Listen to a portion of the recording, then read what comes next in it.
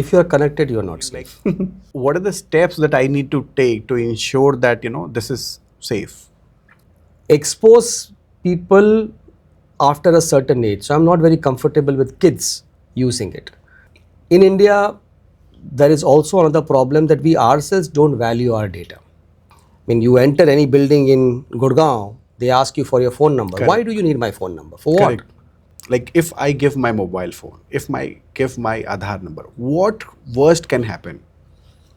Your identity can be hijacked. I am in this waste management business. What can they steal? Waste? What else can they steal from me, right? So the second part you to understand is in most companies, you do not know what you own and what you run. So the identity related frauds and attacks are on the rise. And I spend money, maybe I don't spend all of what they ask, but I spend a reasonable amount of money. But I am not able to get an answer that I'm secured or not. I'm not able to get that feel. It's like yes, but if I spend this money, will I be secure? Yes, but everything is yes, but. Most products are between 50 to 60% implemented feature to actual capability, which means you're spending a lot of money, but you're only getting half the return. There are close to, at the last count, some 120, 125 different types of technology. So let's say the antivirus is one technology, firewall is one technology, like there's some 120 different technologies, because the product is made by someone, sold by someone, implemented by someone, hosted by someone, and run by someone else. The attacks in government generally tend to be for perception reasons, because the attackers most likely will be nation states who have vested interest in creating problems for you, right? And it is not restricted to just defacing a site, but creating a level of distrust in the citizens to their government. But how far or close we are from any cyber calamity? Or is that an Sometimes answer? sometimes I look at things around me and I really believe there is a God, because why it has not happened itself is a mystery.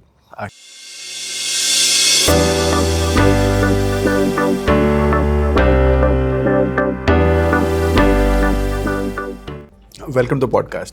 Thank you so much for having me here. So, cybersecurity is a very huge subject, and these days there are a lot of geopolitics is also involved. So recently we have seen, pager devices which was supposed to be very safe, like it cannot be hacked, it cannot be tracked, but still we have seen blasts. So is it a cybersecurity attack, or there's more to it? It is not the colloquial or the true cybersecurity attack in its normal sense, but there are elements that are similar to what happens in what is the supply chain risks that we see in cybersecurity, where something that is part of a value chain is compromised. This is a more hardware compromise, but a hardware compromise that also then had an element of someone triggering it remotely, right? So a very interesting use of a technology that someone had already forgotten. I didn't know pages existed because, as I was telling you earlier, I used to use it in the 90s when I started my career, and I'd forgotten that this, other than the hospitals where we keep seeing, Correct. but this mass usage and this mass capability was truly an eye-opener. It will change, already it's changing the way travel is being perceived. Countries are starting to ban it. So may not be truly cybersecurity, but we are seeing ramifications in different shapes and forms now. But any form of device, any electronic device that we use nowadays, maybe it is not exactly cybersecurity Yes. attack thing, but still, any form of device that we use nowadays, be it mobile, TV, anything, and especially that is connected, how much that is safe? If you are connected, you are not safe. And that's the nature of the beast. So if you are connected, then you are not safe. If you have to say, Alexa, play the music, which means Alexa is always listening. And they've already reported cases of people hearing conversations that you were not supposed to hear. The bigger providers, I'm assuming at least, have some level of security, some level of morality, ethics, and conscious kind of combined to it. But a lot of smart devices come from God knows where, and we use it. And there are plethoras of the smartwatches origin suspect. I just bought a CCTV camera at my home. Uh, Without much thinking, it was one of the cheaper options that was available on Amazon that I bought, and completely Chinese made. The app is Chinese, and I am very wary of putting it on because I don't know who's going to watch that feed, right? So that's the problem. It is a problem who's going to watch it, what they're going to do with that data, and what sort of abuse it can subject oneself to. So security is not just from an attack or a hack perspective, it is also a lot of things that go around what do you do with data. So the data and the privacy and that other element which has to do with security is also something that one needs to worry about.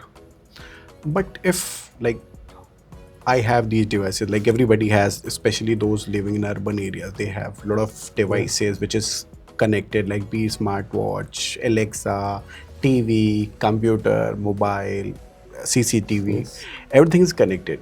So what is the first step that I know that I'm being, breached? Or let's start with the beginning, like what are the steps that I need to take to ensure that, this is safe? If you cannot have it, best, but you can't live like myself wearing a smartwatch, so I shouldn't be saying that. Um, at least be aware of what is being sent. Half the time, we assume that nothing is happening and the consent is implicit and not explicit. At least understanding the fact that you're using Google Maps and Google knows where you are going Correct. is a good starting point. Now you can't do without Google Maps is a Reality. given, is a reality. But if you don't know, or if you want to plead ignorance to it and then come back and say that my privacy is being abused, is probably not a great starting point, because they are not going to tell you what they're going to do with the data. This whole Chinese loan fraud that happened, right? I mean, they targeted people who were mobile savvy at least, because they were dispersing on correct. mobile. But in the process, you were giving away rights which had access to your complete contact databases, your photographs, your Facebook, your social media handles, and that's what they used to then blackmail you into submitting and giving extortionary rates, right? So to answer the question, what can you do? First, understand what is it that you're signing away, right? When you use some of these things, if you can restrict it. I mean, I'm sure there can be life without Alexa and Siri. I mean, it's okay. Nothing earth shattering is going to happen. We'll miss nothing if we don't have Alexa. Exactly, right? Expose people after a certain age. So I'm not very comfortable with kids using it, right? So maybe you're 15, 16, 17, you have slightly more understanding, it's fine. But 10, 12, I don't think so. Older people, definitely not. And they are I mean, my mother-in-law spends inordinate amount of time on Facebook, and they keep posting photographs in spite of us telling no, right? I'm And not on also, Facebook. there are a lot of these games which is online. I think I see a lot of oldies, like people who are in the Yes. 15, 16, they are playing a lot. They're I playing think. those games. You're giving so much data away. I'm not on Facebook. I'm not on Instagram. But my mom is. I don't know what she's posting, right?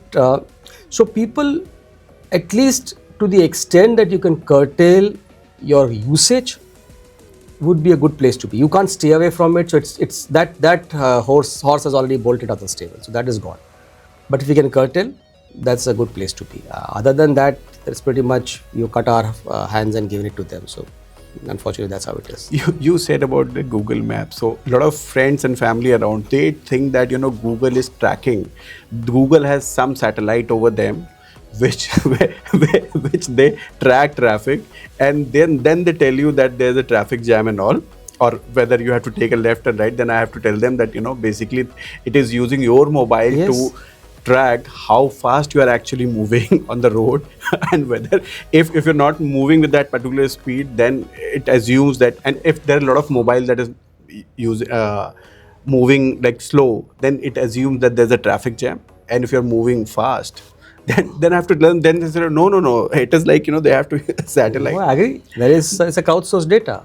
It Yeah, is it's a crowdsourced. Like, Yes. so your data is tracked, and when you like everybody uses Google, so automatically it knows whether you are using a car, bike, Yes. or you're walking. So You're monitored, right? You're monitored. I mean, there was this classic case of this guy, I think he was walking in Paris or London, I forget. Yeah, yeah. See, he put For couple all of mobile phones, 15, 20 phones, and and suddenly that road became red. That just tells you. yeah, yeah. So it's been abused. And also, I think all of us, everybody gets a email, Google on let's say quarterly or monthly basis, all the places you have traveled Yes. and where you have been. Even these days, you get alert like you have visited this place. Please write some review on Yes. this Yes. subject. So Yes. data is Yes. tracked. That's right. But the point again is like when we download any service these days, there are a lot of terms and conditions. Yes. If you start reading, so you need a lot of legal and logical mind and time. So how to ignore that, right? If I have to use Google Maps, and that is a very basic these days. So there are a lot of terms and conditions. So data has to go, I think. Data has to go. So I don't think the regulator has done a good enough job to It's towards, I think, the big service tech. provider. And sometimes I feel that it's like when you're watching, it doesn't happen much in India, but let's say if you go outside and you are watching an ad on the TV for any medicine, and they will have this very nicely done ad about the benefits of something for cardiac related or acidity or whatever. And then there is the warning that is read in a very fast text, Yes, yes. right? Like in, everything is subject to market or something like that. It's very fast, right? As if they don't want you to understand the downsides, right? That's the exact fine print conversation that happens here. But there are definitely the big gotchas that can be put up in the front that, hey, I'm going to track you. Just like in the cigarette, you have a warning which is not in fine text. It is a graphic now it is, image. yes. It's a graphic image. You can't say that I could not understand the language. There has to be that kind of a warning. There may be 50 wrongs with tracking, but there are 5 that are absolutely harmful. And in big bold text, in the language that you understand, you need to be made aware. I mean, I think that's where the regulator has to step in. In India, there is also another problem that we ourselves don't value our data. We are happy to give away our Aadhaar cards and PAN cards and driver's license numbers. I'm in this group on society where I live, and someone asked for some data about some forms to be filled up, and some information was sought. And I saw 50 Aadhaar cards just being pumped on the WhatsApp group. Right? I mean, I don't think we value it. We don't understand what giving away data means. When you enter any building in Gurgaon, they ask you for your phone number. Correct. Why do you need my phone number? For what? Correct. For OTP, why? I don't know what happens to my phone number then. Because you have my phone number, you have my name, you ask me which company I work for. That's enough privacy data. Why do you want my data? Right? So I don't think we understand The importance of data. importance of data. That's But- what is strange. Like if I ask you for common man stand, like common one point, like if I give my mobile phone, if I give my Aadhaar number, what worst can happen? Your identity can be hijacked. I can go to, there has been a lot of cases where they've gone to the service provider and say my SIM is not working. Assuming you were traveling, let's say at that point of time, you are in the flight, easy to find out if you're flying somewhere or not. You'll be incommunicado for a few hours. I'll go and say my SIM is not working. They'll issue a temporary SIM to you. You'll get 100 SMSs. You will not pick it up because you're in the flight. The new SIM starts, I spoof you. And Identity I can, hijack. your financial data, I can. Once I've hijacked your phone, in India right now, Aadhaar card and phone is the absolute deadly combination. What else is there left? At the same time, this is individual case, but if I talk about enterprises, there are a lot of enterprises also which is not safe. Like, Yes. be it government, be it private enterprises. So, because enterprises are well equipped, they have CIOs, they have there are a lot of security budget, they have best of the technology available. But these cases are also happening there. So, why this is happening and where these people are actually missing? So if you think about enterprises, you can split them into 3 types of organizations. One are large and regulated. By regulated means RBI, IRDA, SEBI, TRAI, any of these entities who have done a reasonably good job of enforcing. Just remember, no one willingly spends money on security. At least in India, no one does that. You need to have the stick, no carrot, that pushes you to invest, right? Because everyone goes and says, what is the ROI of security? And I always keep saying it's like asking an ROI for insurance. You have to die for that. And then you'll get the ROI, right? It's just like that in security. You got to have a breach, and therefore no one wants to spend. But in a regulated entity, the regulator makes sure that you are going to spend money and invest time, effort, energy to build a security posture. So their scenario is slightly better. Then you go to a level below, which is larger organizations for whom brand is reasonably strong, and The brand value yeah, matters. and they would invest something. And for the rest, it is Bhagwan Bharose, right? And I've had these customers where, or conversations with owners, not very small companies, 1,000 crores, 2,000 crores, where the conversation is that we'll prioritize it next year. I mean, there is something else that takes priority, and I mean, obviously we'll respect that decision. But in their mind, I've had this customer who says, I am in this waste management business. What can they steal? Waste? What else can they steal from me, right? They don't get the concept that there is concept like business continuity. They can shut down your operations, right? You cannot get your trucks out. Who will go out and pick up the waste from the market? They just don't get it, right? So there are people who have this philosophy that I have nothing to lose, right? And they've still not figured out that financial frauds can happen, and you'll end up losing a lot of money and sleepless nights. And now with the government norm of certain asking you to report a breach in 6 hours, 6 hours. you have a problem at hand. So broadly, enterprises look at this. I would split the enterprise in this three. Then you add to it this whole complexity that has come of an integrated value chain. So what has happened is a lot of capabilities that companies use from a tech perspective is not your own. You integrate with someone. Correct. So SaaS applications, third-party applications, the Hezbollah thing that we spoke about, the pager thing, is also classic supply chain. It is not your own product. You're taking someone else's product, Correct. right, and making an effective capability that is being used by you. Any kink in that supply chain, as I say, your security is as good as your weakest link, and that's your weakest link, right? And that weakest link is not residing with you. A lot of companies outsource their services to third parties, which basically means third parties has disproportionate access to your infrastructure. If they have a breach, you are completely breached because the system administrator, the DBAs are not your own. There's a someone else. classic company, I think, last year, Solar Winds, I think. Yes. The cybersecurity company itself was breached, and they were... Their customers get breached. Yes. Yeah, so if you look at the SolarWinds attack, the Kaseya attack, then the CrowdStrike Microsoft thing that happened recently. It's not an attack, but an issue that happened. Or the Petya, WannaCry, Petya, non-Petya, all of those were supply chain breaches that started with the supply chain. Some problem in Microsoft, some problem somewhere else, has a cascading effect through the value chain. So the second part you to understand is, in most companies, you do not know what you own and what you run. So that's a second problem that comes in. Third, which is increasingly a problem these days, is pertaining to identity or users.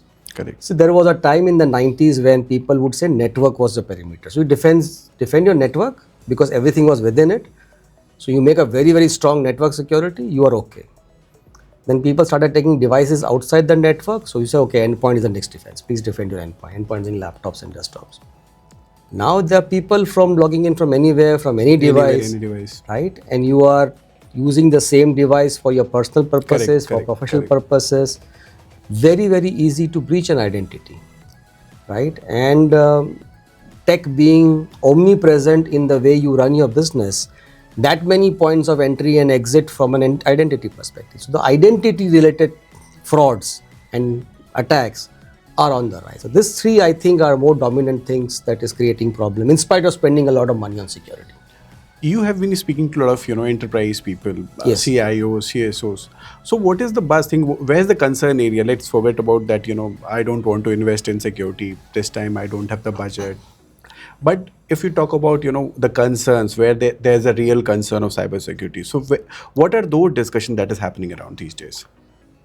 So there are two-part conversation that happen. One, if you ask the CEOs, owners, promoters, they say that my CIO and a CISO every year comes with this long budget of tech, and I spend money Maybe I don't spend all of what they ask, but I spend a reasonable amount of money.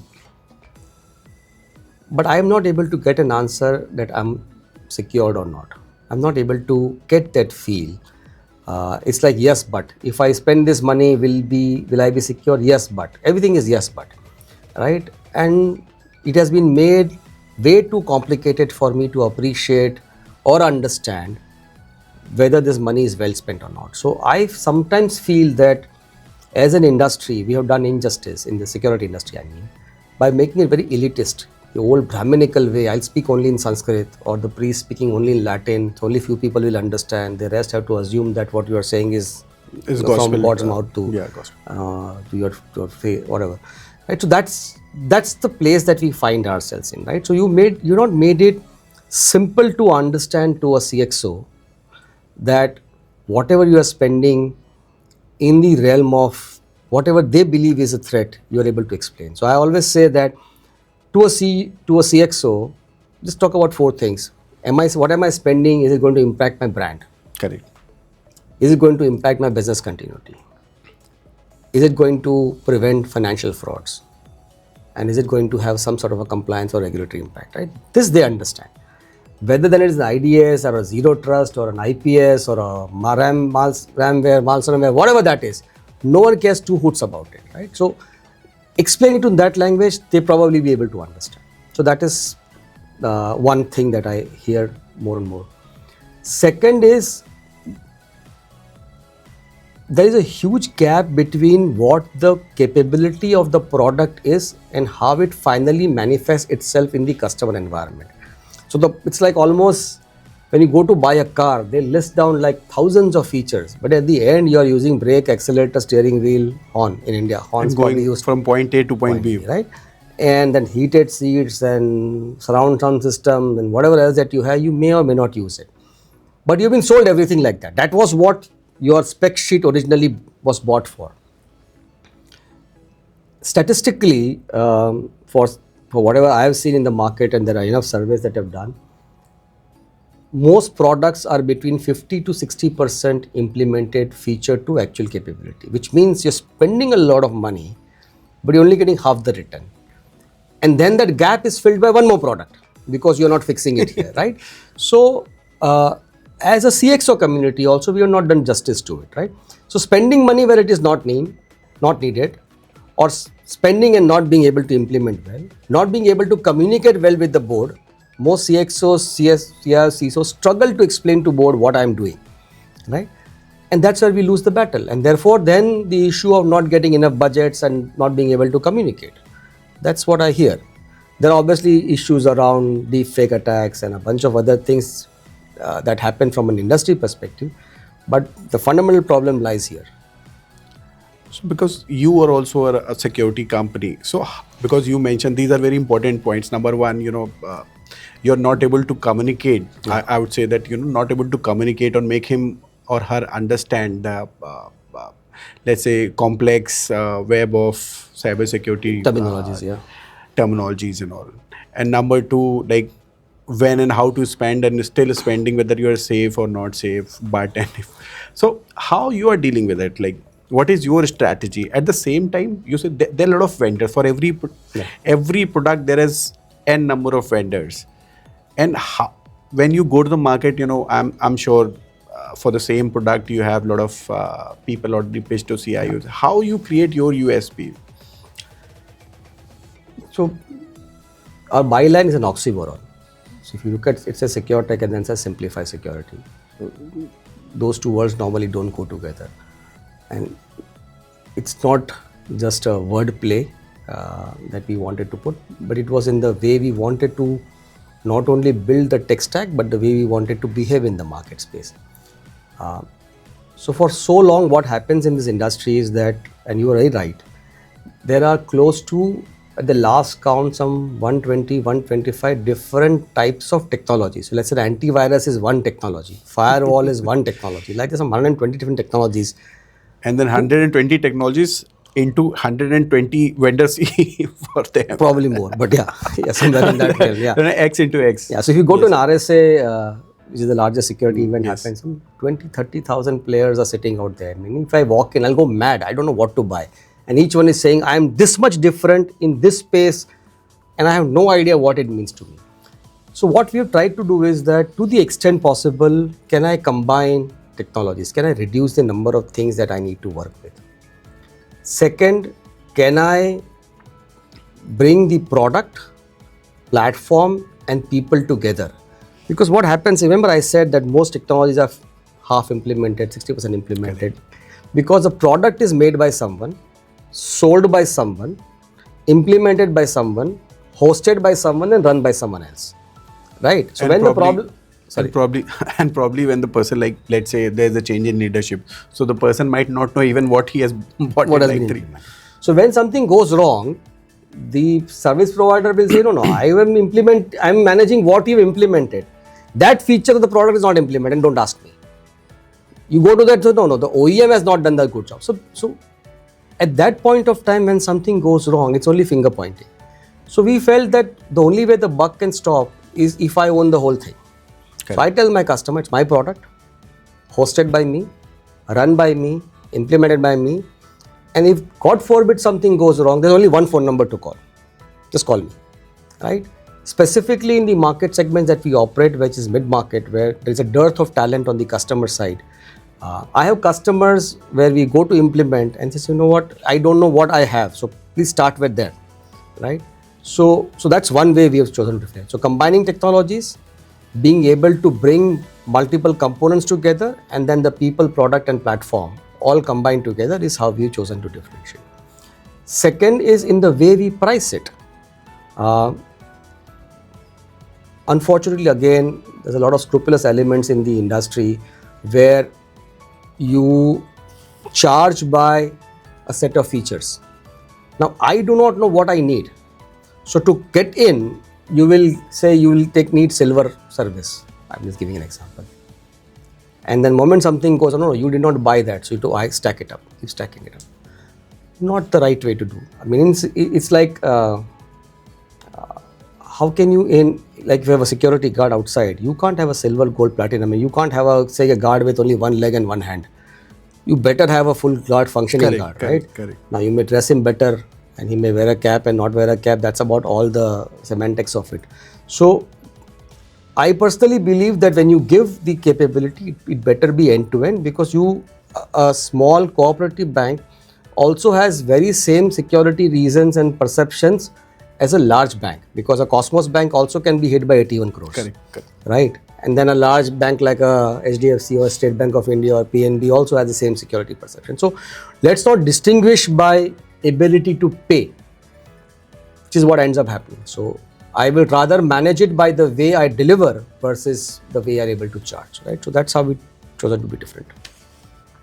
At the same time, there's a government infrastructure as Yes. well. Like private security, like then we have a government infrastructure, and there's a breach. Like if you read newspapers, like anybody read newspaper, he knows that government infrastructure has been breached, be it in hospital, be it power grid.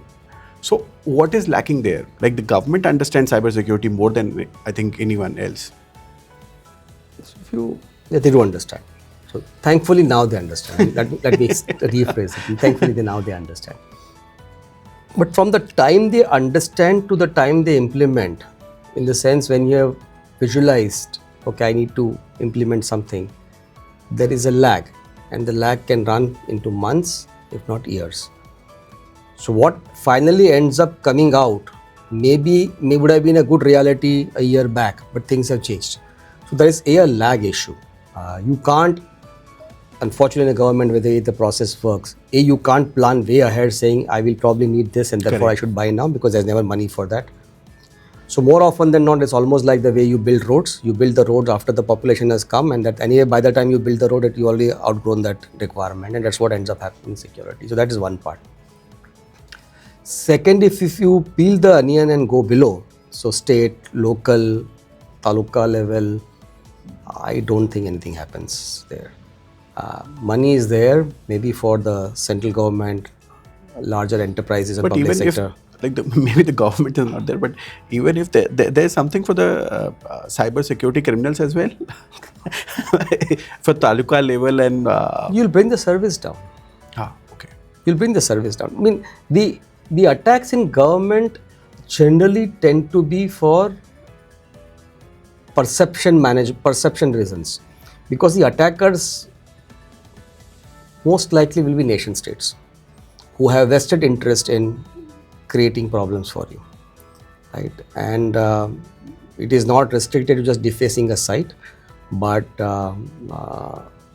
creating a level of distrust in the citizens to their government. Think about it. If you start breaching the health networks, and at the taluka level, the local PHCs, as they call, primary health centers, which are connected, you start going down. You have people standing in queue, not being able to get service, and that starts cascading across the country. It will have a very different ramification. If you, let's say, the PDS systems, you start bringing them down, which are now Aadhaar dominated, Aadhaar Correct. connected.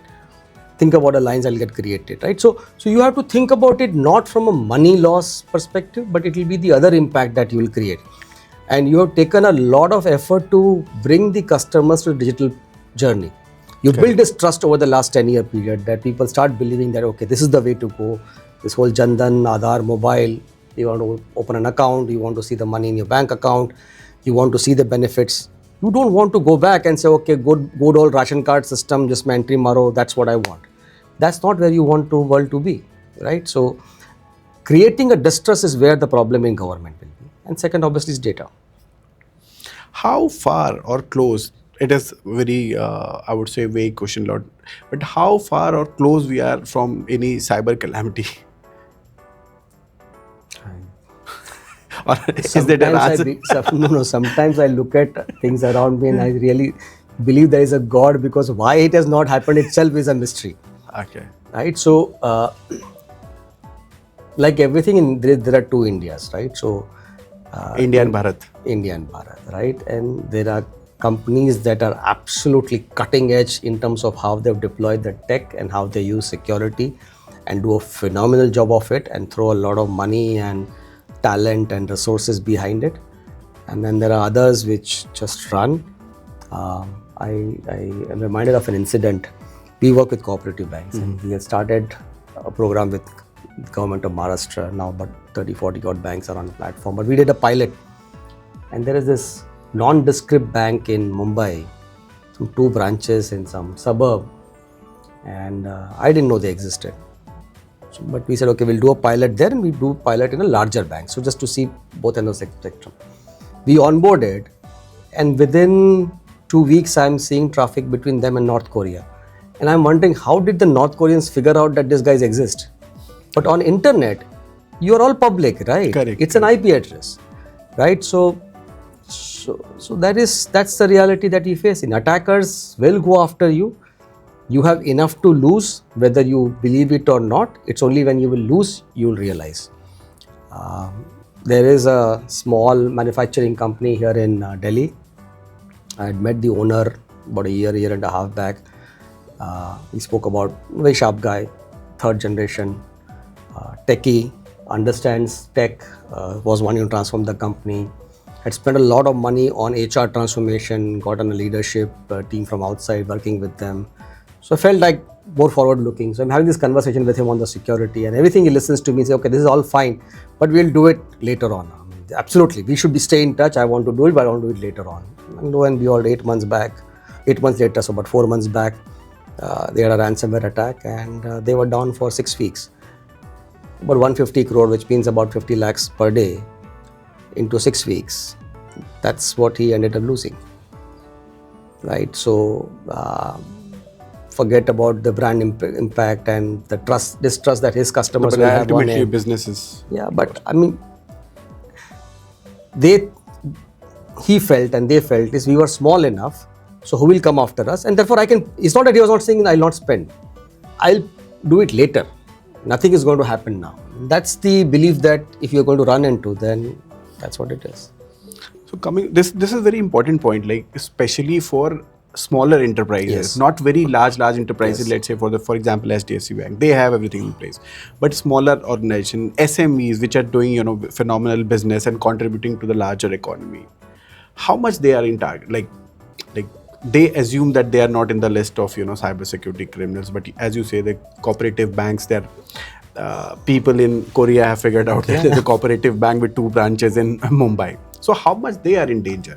And second part is how much they realize that they are in danger. So 43% statistically, 43% of small and medium enterprises are attacked. Because if you look at the risk reward from an attacker's point of view, I have the least risk and the most reward, because so let's say to breach a very large bank, it may take a concerted effort for tens of people for tens of months. This will be half a resource for half a day, right? And yeah, that big guy will give me $10 million, but this guy will give me 100K. And I don't know if that will happen or not, but this will definitely happen. Correct. So I can दाल रोटी निकल जाएगा से, मलाई कहीं और से खा लेंगे. But for you, the dal roti also is a problem. No? For you, it will be a survival issue. You will not have the money. You will not have the cyber risk insurance. How are you going to come out of it? Right? So in the larger enterprise, they have the ability to take the hit. In your case, you will get the hit and you won't be able to come out of it. That's a bigger problem. So for any, let's say, a small enterprise having, let's say, a revenue of 100 CR, how much he or she is supposed to invest in cybersecurity? So the number per se, 100 crores is a bit of a misnomer in the sense, and I'm saying is that if you're a 100 crore fintech, is very different than a 100 crore manufacturing, because your tech landscape is significant. If you're a tech intense business, let's talk traditional business, because fintech is aware and they have a lot of regulations. I'm saying tech intensive or non-tech intensive. So if you're a typical manufacturing company, you will spend roughly about 2 to 4% of total revenue on IT. So if you're a 100 crore company,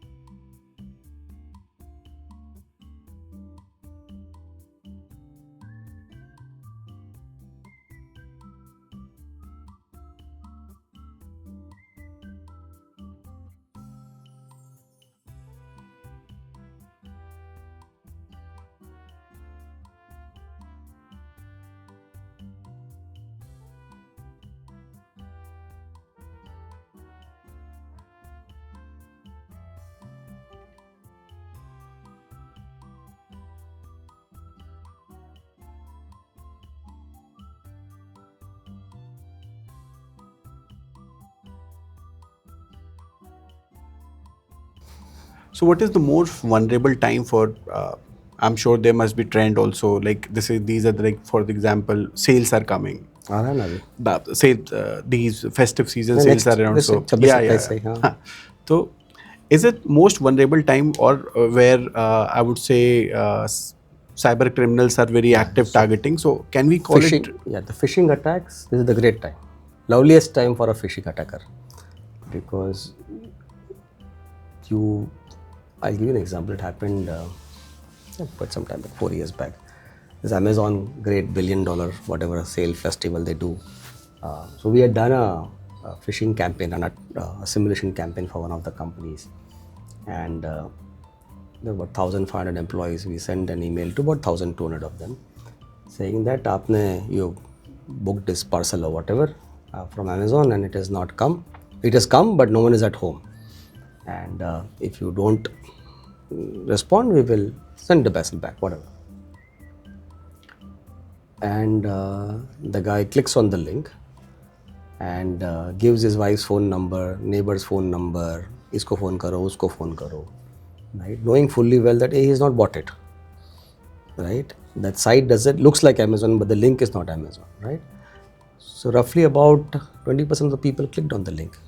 Amazing way to get credentials and information, right? So when there is a lot of noise around you, you tend to be very distracted, and that's a great time for an attacker. The social engineering attack concept works on distraction, right? And the draw towards that is what creates a problem, right? So this is the time that you are the most vulnerable, and you better be watchful for it.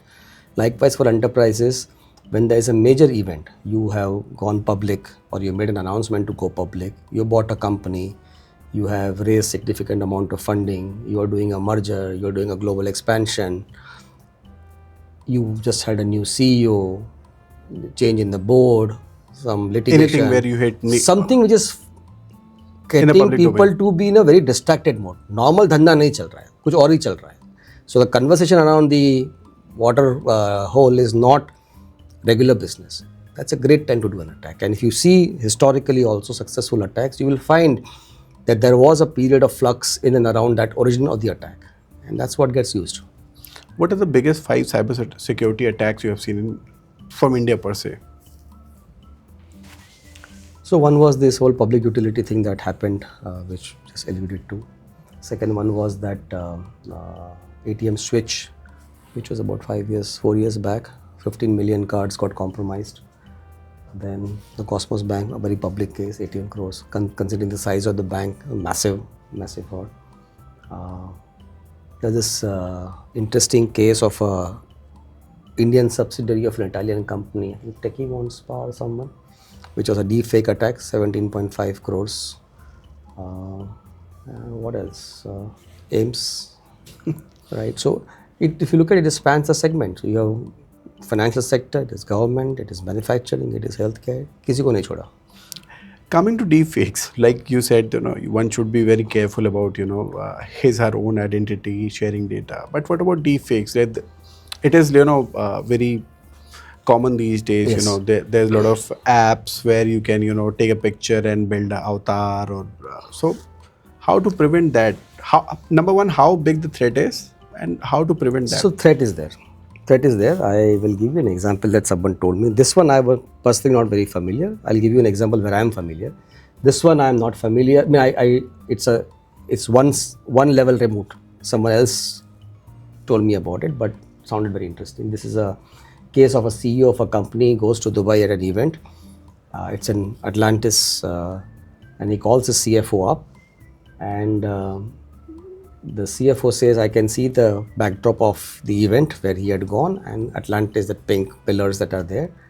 And the CEO tells the CFO to transfer some 1.5, 2 crores something, and the CFO transfers the money. The CEO comes back to India, and the CFO says, I've done the transfer. He said, what transfer? He said, no, you called me that day, video call you did from WhatsApp and all that. He said, no, I never called you. He said, no, you called me. And it went to police. Police is saying that you actually called, and it is not a deep fake, but the guy says a deep fake. Now they'll have to figure out, right? So it looks like it's a deepfake, but anybody's guess. The second is someone that we were asked to do the forensics for. This is a company that has a European subsidiary. The European CEO gets an WhatsApp message from the Indian CEO saying that some transaction to be done. London-based lawyer. Uh, the Obviously the photograph was this guy, but the number was not the Indian number. So he ignores it. Then he gets a voicemail on the WhatsApp saying that, hey, I've sent you a message. You've seen double tick, but you're not responded. Doesn't ignore. Then he actually gets a call. And this is in this guy's voice, the CEO's voice, and says, what is this here? We just acquired it. You better follow what I'm saying. Yeah? I mean, what is this? What the hell is going on? The guy got scared. He's okay. I thought it was a fake, so I did not respond. What fake? You can't see my photograph, all of that. And so he basically pulled rank. He said, okay, if you say so. And then lo and behold, he gets this conversation from the lawyer. They exchange. The lawyer is very smart. He's asking for KYC. So these guys send his passport information, the local social security number, does the full KYC. So the lawyer is saying, I don't want your money unless you tell me if you're kosher. So the CEO, poor guy, is sending all the information. The guy from India, the so-called CEO from India, is pestering the CEO here, saying, why have you not done the transaction? Close it, close it. And after 4 days, he pays 598,000 euros. How much technology can play? Nothing. No, technology can't do anything. Nothing, because it is outside your systems. It is happening between channels that are not monitored. It will be on a Teams call, on a Zoom call, on a Snapchat, on a WhatsApp call. So this one, you have to have, as they say, what is called as out-of-band verification. So if you and I are talking on WhatsApp, and if you think I am not legitimate, you will not call me on WhatsApp. You will call me through someone that you know and say, why don't you go and check up with him? Or you walk up if it's possible, or you send an email, or you send a direct call, but not in the same channel. And to have this presence of mind, where or in scenarios where it is money to be transferred, then not one person but two people need to sign off. You need two people. More than one people at right? least. So things like that. You have to then have process versus TikTok. Technology cannot do nothing because it is just absolutely true the way it looks, right? And there's this whole public case of this Nidhi Razdan and the whole Harvard University. Look at the it is a 9-month fraud. A 9-month fraud. Look at the amount of patience you have. Correct. So with this, we have come to the end of this podcast. I hope you have enjoyed it, and it was wonderful listening to your knowledge and experience. Likewise. And hope to catch you soon. Thank you so much. Really a pleasure. Stay safe. That's what I can say. Safe and secure. Safe and secure. Yeah. Thank you. Thank you. Thank you. Pleasure.